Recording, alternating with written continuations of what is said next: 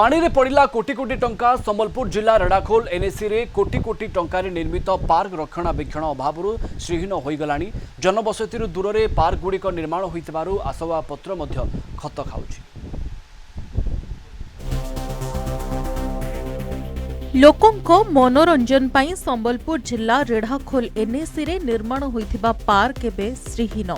लटा बुदारे भर्ती लक्षाधिक टंकार पिलांको सामग्री नष्ट हेबारे लागिछि। रक्षणाबेक्षण अभावरु सरकार को कोटी कोटी टंका पानी रे पड़िला बोली आलोचना हेउछि।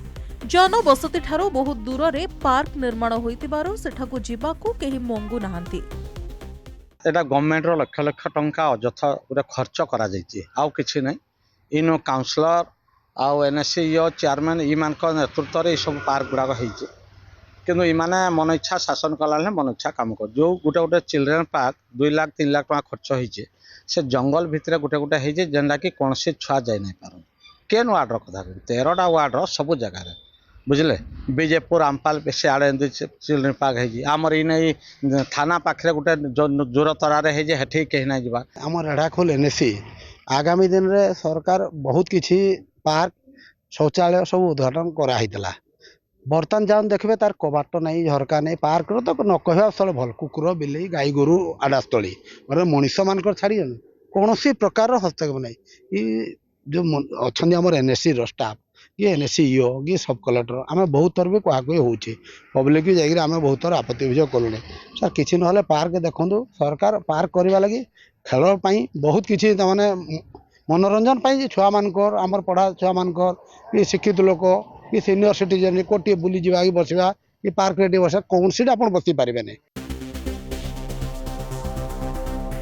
रेड़ाखोल एनएसी रे 21टी पार्क अछि। 12टी छोट छुआ मानक पई 6टी साधारण पार्क गोटिए लेखाए जिम पार्क फॉरेस्ट पार्क और इको पार्क रहिछि। 2015 रे होइथिबा इको पार्क एबे भूत कोठी। मुख्यमंत्री कर्म तत्पर योजना रे होइथिबा 12टी पार्क रे पाखापाखि 1 कोटी टंका खर्च होइछि। एनएससी ईओ कहिसेंती समस्यार तुरंत हेबो समाधान।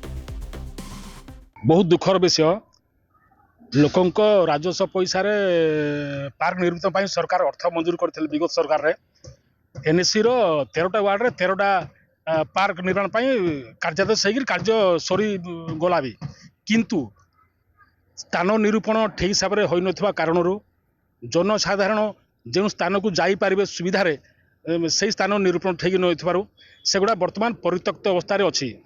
जो महत उद्देश्य नहीं सहरांचल लोकों को स्वास्थ्य जागिर व्यायाम करवा कि चलवा बोले आमर पूर्ण करवा छोट छोट शिशु मैंने जंगल एवं अपंतरा जगार नहबा जगार होइथबा कारणरू जनसाधारण वितस्त्र होइछजंदी एवं सेगुडा वर्तमान अकमी अवस्था रे अछि। कामरे लागुनी से नुहे जे कोनोसी वार्ड रे हमर जहा भी माने पार्क सब बनिकी अछि सेगुडा को हम रक्षणाबेक्षण पे हमें स्पेशली एबे हमर मीटिंग रे पास है जे एसएजी मानु को हमें हैंड ओवर सेटा करिवु जो द्वारा केटा भल से रक्षणाबेक्षण हेले ताको प्रॉपर्ली लोक यूज करि पारिबे। रेड़ाखोल जसोबन नारायण साहू को रिपोर्ट कलिंग टीवी।